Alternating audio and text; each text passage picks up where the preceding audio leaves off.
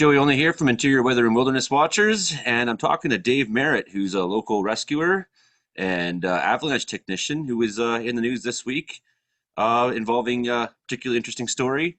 That's not all I want to talk about, but we might as well get some of that out of the way first. So a 13-year-old Sure. boy went missing, and you were on the scene.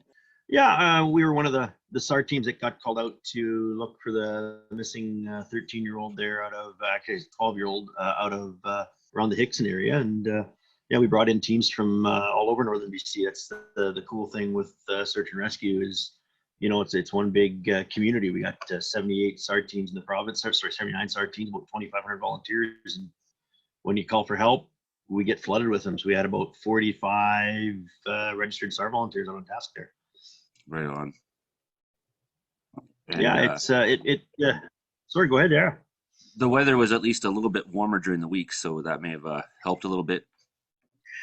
Yeah, the weather definitely was in our favor and in his favor. I mean, if it was the last couple of days, as you know, we've just been slammed in certain areas with huge amounts of snow, cold temps, high winds. So, the weather was in everybody's favor on this one, and because we didn't get a lot of fresh snow, we got a little bit. We were actually had some people able to track him through the bush fairly well on and off the snow. So that really helped us with the weather holding the way it did. So it was 2 days he was missing, I think, or Yeah, he spent 2 nights out. He went sometime on Wednesday, and then we found him Friday evening. And yeah, he from talking to the medics, he was in good shape, and he was just a little tired, a little cold as you could be expected. But yeah, we were happy with the outcome. And he the made. SAR team. Was he able to make fire? I didn't get to talk to him afterwards. Usually when we get to something like that, I'm so wrapped in of trying to get everybody else out of the bush, make sure everybody gets home safe. All those other pieces are done. Once the hand him off to the medics, they check him over. The RCP had a good chat with him, and I'm moved into my next phase of demobbing and get everybody home safe. And because we had teams traveling 5 hours to get home, 4 or 5 hours to get home, so we want to make sure they get home safe. They get out of there first, and and my priority then shifts, like I said, from looking for the lost guy to making sure our people are safe because they've been out in the bush for a couple of days searching as well, so they're pretty tired, and that's my first priority is getting them home safe once our subjects found. Yeah, right on. Um, Hypothermia is a huge killer. I just like to always point out, like people are scared of bears, but a bear death is actually a pretty rare thing. Lightning strikes, tree falls, people drown, and 70, 80 people might drown this summer in BC. Avalanche deaths. I mean, you're the expert on that. Um, Hypothermia is a huge killer. Just some Yeah, thoughts on that. The rescuers had found many people in hypothermic states.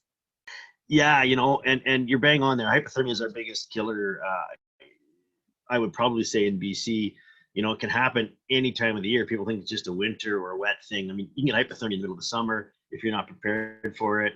You don't have clothes. You're not dressed for the weather. I mean, you and I chat quite often about what the weather's doing, what's happening. People don't watch the weather when they go for a hike. They don't take the gear with them. They're not prepared for a change in the weather. I mean, you just look at what's happened today. We've had rain, we've had snow, we've had sunshine. You got to be prepared for that. You got to be prepared to make that fire, build that shelter, have some survival gear, so that you can keep yourself dry. Because hypothermia will hit you, and it really just decreases your level of consciousness and your ability to function. Your fine motor skills disappear. Your ability to think cognitively disappears, and then it just progressively gets worse as your body temperature, your core temperature decreases. And it's actually a Well, scary thing for us to run into. that's where a lot of people make the mistake too, is when they first get that. I've known in the past when I've been out in the mountains and I've got that first sense of like I'm shivering too much, I'm too cold. The one time I was on top of Rosh Bonham Mountain in Jasper, and you hike all day to get up there, so you want to sit down and eat an orange and finally enjoy the view. And I realized I'd sweated too much and I was starting to shiver. And I thought, man, if I have to go back down this snowy slope, and no one knows I'm up here because that's always the way I roll, because I don't do as I do as I say, right? And I got that good sense to Yeah. drop down 1,000 feet right away and get to a warmer area, get out of the wind, and not get myself into that position where I might lose some of that sensibility and just your coordination of your feet because you twist an ankle and suddenly you're out there. Yeah. Yeah.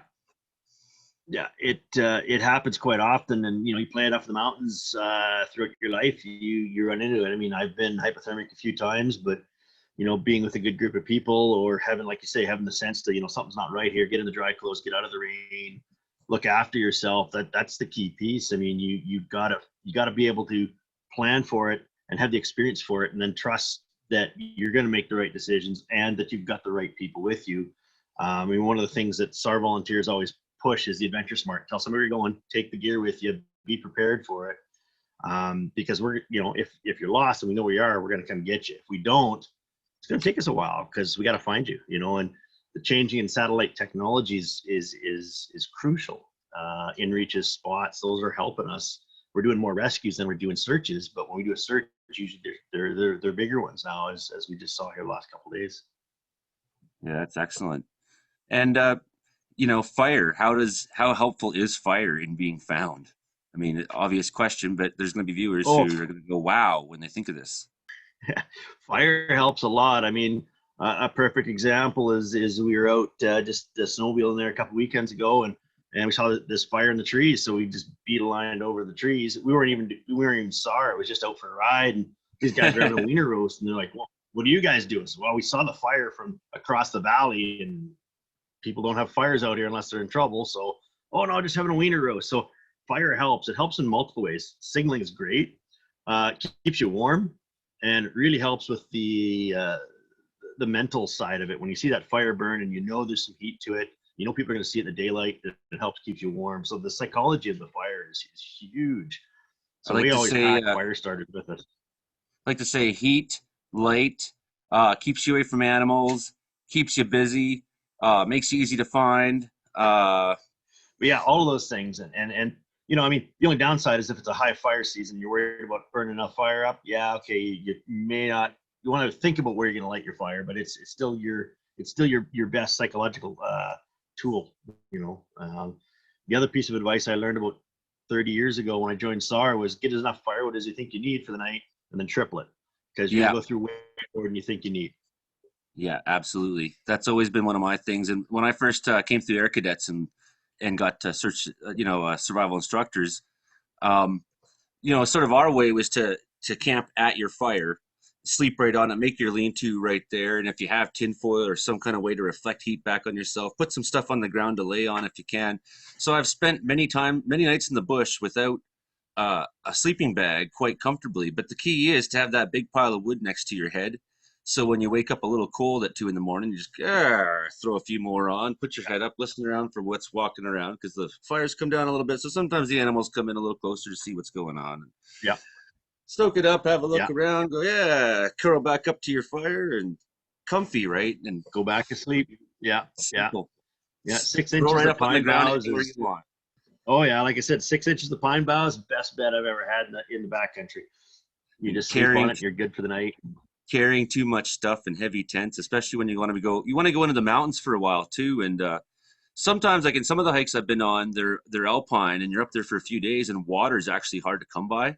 So then you're trying to like drop weight out of your gear in order to have water uh, instead, right? Because you don't want to do that 1,000 foot drop down to that little lake at the in that little bowl, right? So Yeah, um, so then you find yourself like, it do I is a really struggle, need man. this 15-pound tent? And then one of my things I've always liked to do is just have a nice tarp, lay on it, and if it starts to rain, I pull the tarp over me, and Yeah, yeah. It's having that ability and that experience to think outside the box, to think your way through some problems, and learn from other people's mistakes and your mistakes and share them. And yeah, I mean, you gotta build that skill set. And some of the people we go looking for, it's their first mistake, and that's fine. People make them, and then we go look for them, and we don't hold any grudges against anybody. Nice thing in Canada, rescues are free, and we're always coming. We're always there to help people out when they need it. So it's pretty cool that way. 3 times as much firewood as you need for the night, and 3 times as much socks as you think you need for the day. Well, yes, a set of dry socks goes a long way. It really does. I know. Whenever I've run into trouble working wildfire, it's when I'm like day 3 and my heels start getting hot, and I'm like, man, I'm not changing. Yeah. And I remember one fire. one of the boys said, "What are you doing?" As I was changing my socks at 10 in the morning, and then I think later on he understood the logic of it. He's never seen anyone do nothing like that, Well, bro. Dry feet, man. yeah, but I got happy feet and you don't. So yeah, Yeah, yeah. that I second mean, skin's one a of the other tricks savior. I learned. Oh, the stuff that I've been using for years is a leukotape. It's a physiotherapist use it, and I stick it on before I go on a trip, and it'll last for 5 or 6 days on the heels. Never get a hot Oh, spot. really? But Okay. if you've got the hot spot, it doesn't do anything. It just does not work. It just rips the blisters right off. So then it's even worse. Yeah, you got to get to it before it even starts. That's the thing, right? As soon as you feel that heat. Yeah. Yeah, there was a guy who was lost up in the mountains here, not last early this winter, I guess it was, and they finally found him, but he'd spent the night out pretty cold, and I remember just thinking, if that was me, I would have lit my snowmobile on fire. And Well, well, one it of the got things I me into tell a this lot of people mess. to do, Yep, it got me into this I pack. mess. It's Yeah, gonna I help don't get like you me out. anymore. Get rid of it. Yeah, yeah, yeah. Well, one of the tricks I've taught a few guys is pack a lady's tampon, drop it in the fuel tank, pull it out, it's dipped in gas. There's your fire starter, and you're done and you're good to go. It holds the fuel. It'll light every time, and it's nice and small and compact, and it works great for That's fire awesome. starters. That's really awesome. I always like grabbing in my bag if I see a tree with a lot of hard pitch on it. You tear off a bunch of Yeah, that and just yeah, have a yeah. bunch of it in my backpack because it people don't realize how volatile it burns. It's amazing. You start to start a fire in the rain, Oh, having something yeah, like that. Once it starts to melt down, it burns like gas. yeah, and it works really really good. It's awesome stuff. Yeah, it's yeah. I mean, I have seen guys light their sleds on fire, so it does happen, but it we don't condone it. We don't promote it. It's not what we want to do. We want to have a bring it out with them Yeah, I've because the seen cleanup's the occasion. worst part. Like, oh, I've occasionally seen messages on local boards like, "How much does it cost to rent a helicopter to fly a sled out?" not cheap, not cheap, but No, get it out and you're good to go. So yeah, yeah.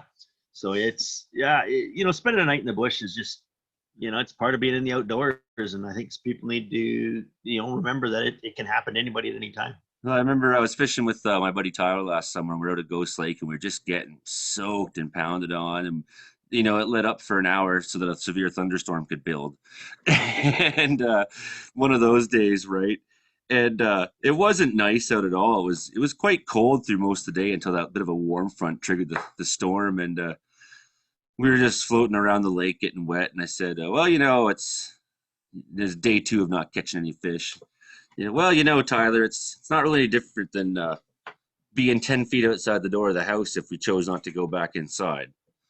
He Yeah. said, "Yeah, Well, Ghost Lake, man, there can be some wicked storms roll in there. Holy smokes! I've had a couple wet days out there too. You're just going, what am I doing? Like, but you're like I said, 5 feet from the door, 500 feet from the door, 5 miles from the door. You're wet. You're wet. It doesn't matter. Just well, come it prepared to was look after strange. yourself. It was a strange afternoon too because we didn't get that sort of daytime heating you sort of expect. It was quite foggy, cloudy, misty all through Hmm. the mountains, and then suddenly this thunderstorm railed in. Right, we had the boat with the little electric motor, and it was kind of putting Hmm. slowly, but we didn't want to because it's every day we're going out. You don't want to take that motor off if you don't have to and put a fresh one on. Like, I get the logic, but Tyler Yeah. also really trusts my sense of weather because that's why he's with me, and I trust his Yeah. sense of fishing, and that's why I'm with him. He's fucking really good. Yeah. So yeah, I got the sense. I just said, "Man, flip the batteries over." He's like, "Well, I don't want." I was like, "No, do it right now." And we got off that lake, and then yeah, we left Ghost Lake after the storm had started, and on our way to Likely, there was just trees down all over the place, and that section can get slammed so hard, right? Oh, yeah. Yeah. Yeah. I used to work out that way for a little bit, so I fully familiar with it out there, man. Every vehicle you have to have a chainsaw because you just don't know what's going to happen. So you get out sometimes, you get in okay, and then you come out a day or two later and there's 30, 40 trees down across the road and you got to cut your way out. Well, totally. Been there, done In those tricks.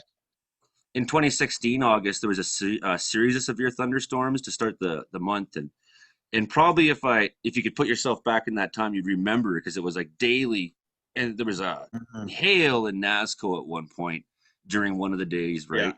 But this is before it had kind of started, and I was over at hilariously enough at Mount Poly mine there. A bunch of my native friends were having like an anniversary uh, of the dam break and all that, right? So I was there checking it out and hanging out. But we'd come across through the back country here to get there, and then I sensed that this thunderstorm that was building out in Quesnel Lake and it was kind of growing out our way. I was like, oh no, something bad's going to happen. And I kind of told everybody who was there, and they know my bet. And I was like, yeah, better start getting the kids towards shelter soon. This is going to come in hard.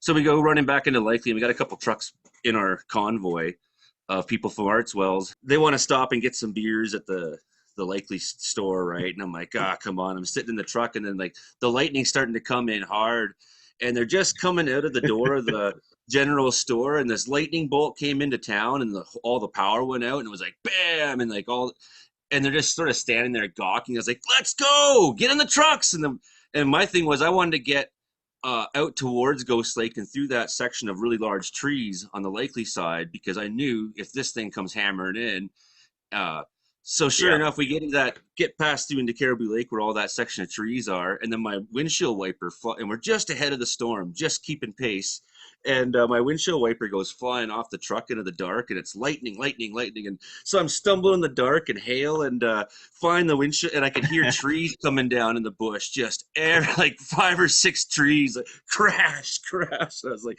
holy shit! Oh, And when yeah. we got up to the higher points, we came across hail on the road that was so you just don't know, Man. right? But having that Yeah. sense, you It's sometimes get moving. The yeah. one trick I You try to trust tell everyone yourself. about is your AM radio. Check in on it. You Mm-hmm. know that Yeah. simple static interference. Yeah. Yeah. Exactly. And it'll make weird noises, and people go, "Oh, what is that?" It just, something's coming, guys. Heads up. Oh no, no, Yeah, it's just static. Yeah, it's static for a reason. yeah. Well, you can tell when it's a lot of cloud to cloud because they're longer shots, Yeah. and you can tell when it's a ground strike because it's like bam, and that's because the Yep. speed of which it's coming to you when it's a you have a long line. Now it's coming to you all at different speeds Yeah. from different distances, I should say. It's the same speed.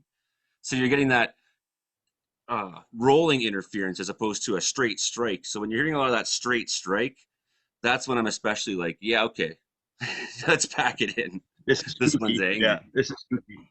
Well, I've been in a vehicle once that got hit, and we lost every piece of electronics in that truck, and we just kind of had to sit there and kind of go, well, this everything was fried. It just fried everything in the vehicle. We were okay, but dash lights went, headlights went, motherboard went on the truck. Like, yeah, ICBC just wrote it off. This has got, yeah, it was It got spooky hit. but cool at the same time. Yeah, The middle. we figured it came in the antenna and just fried everything.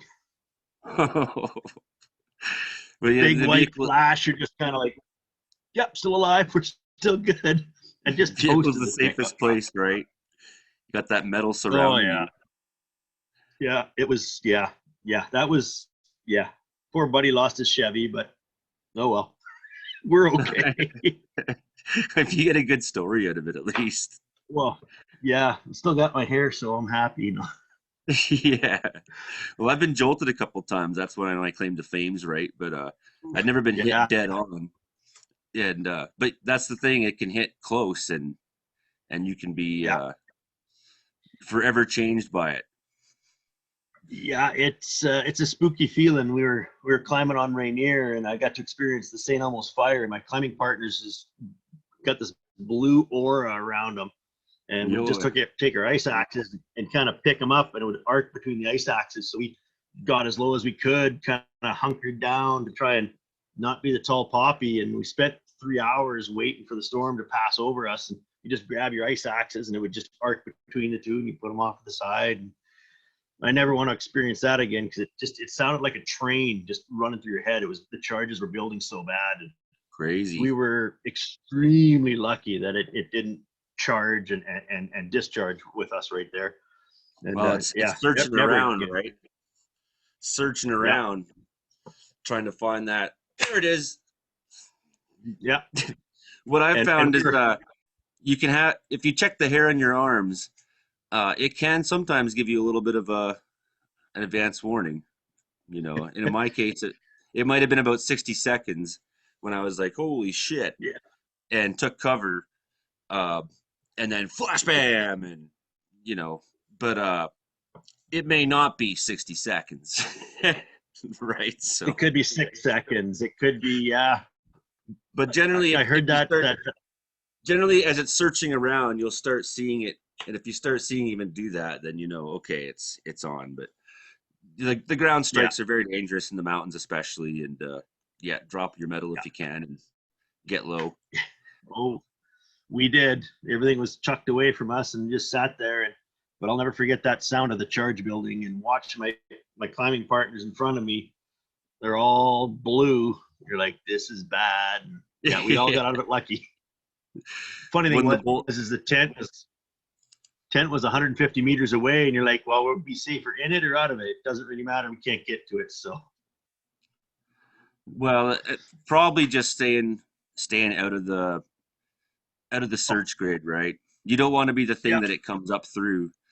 If it passes nope, through you to go to that point, you're gonna be okay. And that was my experience. Like, whoa, I felt that, but yeah, I'm okay. yeah, yeah. Well, it's spooky stuff, man. It still spooks me in the mountains. You never When know. it hit the telephone pole that feeds our house, we were sitting outside watching, and really nothing was happening. I think there was two flashes of lightning, and we we're out having a smoke, and then suddenly, before anyone could say, "Do you feel that?" and, and it was sparks flying off telephone wires and fucking dogs running up the street. And Oh my we all god. felt that ionization for a second or two. Oh, And, you know, yeah, the no air was thanks. Not rich. again. So everyone's worried Yeah, about it's bears. a spooky thing. Yeah, everyone's worried about bears, but yet lightning's gonna get you. But that hypothermia probably before the bears will. I've been in the bush my whole life, and I think I've had one bear encounter where I've been okay. This was spooky, and Yeah. hundreds of other encounters where it's a bear. Let him do his thing. He'll let you do your thing. Respect him. He respects you, and away you go. Or be a jerk to him and chase him off. Being a farm Yeah, boy, I yeah. guess, I always sort of had that attitude with animals, like, fuck you. No. And maybe I wouldn't trust my attitude to a grizzly bear, but nonetheless, Yeah, that's a chance I yeah. take all the time. I don't walk around with weapons in the bush. I pack a bear spray, and the only reason I pack it is it's handy. It's always right there, right on my hip. But yeah, anything other than that, it's you got to have it handy, and that's the thing. Is people put it on their packs, they do something else with it, and then are they trained to use it? In a situation. So yeah, no, bear spray and your noodle that works the best. It's apparently the most effective way, and people are going to doubt that, but Yeah. yeah, you might get yourself sprayed a little bit too, but it gets any of that on it, it's gone. Yep. You know, Yeah, it works quite well. they got them sensitive noses. I threw a piece of firewood. I didn't get him in the nose, but that's what I was aiming for when I was working at Bowron at the ranger cabin out back. And the Oh, kid comes stumbling out of the porch first thing in the morning, stomping as loud as I could at 5 a.m. Get out of my berry bush. oh, Chuck the geez. fire. That's my breakfast. Get out of here. You're going to my pancakes. Yeah, we didn't want him hanging around, right? Because No, paddlers might show up at the no. camp at any given time, and I can tolerate your existence. At Babcock, I had a pet moose, and she had a calf, and she hung out with me all summer. So if they came and Nice, visited us at nice. that cabin, and I think she knew that being near jet boats coming and going was a pretty safe place for a moose to be. Counterintuitively, Yeah, right? yeah. They're smart critters. They know. They know. I was sitting on the porch of the Especially on that. Babcock cabin singing to her all the time with my guitar, and she'd come right up on the yard and stand right there and listen. Then, as the weeks went on, we'd be portaging with the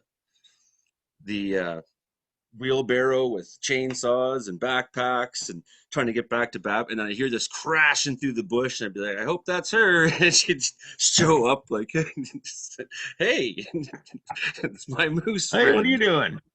doing? Yeah, yeah. She Oh, that's loved awesome. us. That's So awesome. you never know, right? But No, you hey, don't. And it's things I got you on, and avalanche conditions have changed in your avalanche tech. Talk about the change if you know anything, and just about being an avalanche tech, what that is.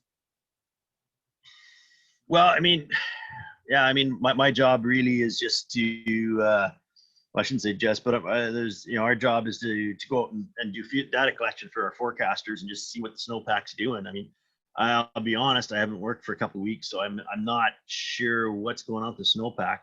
I know it just got hammered down where you guys are, and in the McGregor's east of Prince George here, and even north of us got hammered. So I mean, whenever we get a big dump like that, it's going to really affect the snowpack, get us some slabs built up in there, and then we got to wait for that to bond. And I mean, there's some pretty spooky videos floating around of a couple avalanches triggered in the Pine Pass today. Everybody was okay, of Oh, course, but it's definitely a good size two, possible 2.5, where some sledders triggered it, and they got out of there okay. It's these quick changes like this. The snowpack doesn't make a happy thing. It takes time to heal, and when you got up to, I'm hearing up to a meter in some places in the McGregor range. Some friends were out skiing, and they're saying up to a meter of snow has fallen in the last 3 or 4 days. It takes some time for that snowpack to become happy again. yeah. Not only that, but I think wind loading is going to be a huge issue with the kind of wind I was seeing through here today. Like, well, just looking in Yeah, my front yard, the way things are buried right now is not typical of the way things are buried in wells usually. The no, snowfall tends to be very down here. It's not like out in the yeah, prairie where. So just seeing that here, I know the mountains are just going to be wind loaded and slabbed up. yeah. The slabs are probably going to be, again. I don't know what the forecasters are looking at, and I haven't been out for a couple of weeks, so I can't really comment on it, what they're seeing. But yeah, I think you're bang on that the wind's going to play a huge factor in the next few days, with the stability. I mean, it just has to. Luckily, I guess as we're getting into spring, there's a better chance that it will, as you say, heal. I like that bond, uh, or settle it, firm itself up, and maybe this will lead to a very long extension for ski and snowmobile season and things like that. Yeah, it's I again, I don't forecast. I just do the data collection for the crews, and yeah, it's gonna be really tough to say what it's gonna happen. It all depends on how fast and how fast it warms up. I mean, at the end of the day, if we don't get the freezing at the night, the snow is going to change pretty fast, and Seems like who the knows next two how weeks fast we melt. here.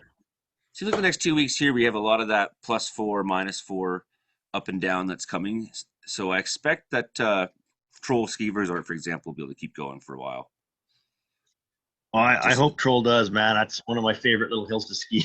I love yeah, Troll. me too. Just the best people. Yeah. Oh, and it's such a great family vibe of that ski hill. I mean, you tell people about it, and oh, where is it? If you don't know where it is, we don't need you over here. Yeah, It's just a fun little hill, man. I've convinced Ross or Bagliotti to come up and go boarding with me next year when COVID's over. Nice. So No, I oh got yeah, a he'll love it. He'll love it. yeah, I got a vaccine shot this week, so I'm hoping my COVID, uh, what do you call this? COVID year is sort of slowly coming back, but I mean, things haven't changed that much for me, Dave. I'm sitting up in the mountains, and I see a few less people, is all.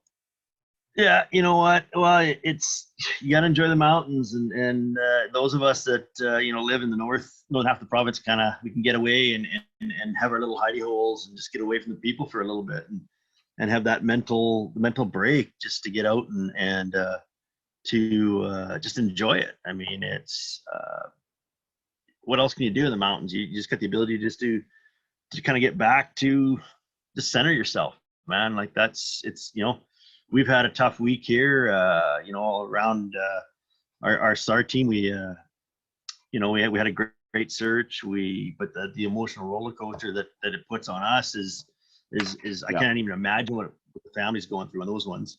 And just got some news about one of our members of our SAR team just had some medical issues here. So you're kind of on these roller coasters, and like you say, the mountains. Most of us, that's our kind of our happy place. Go back and enjoy it, and just kind of center yourself, get back to deal with the daily grind.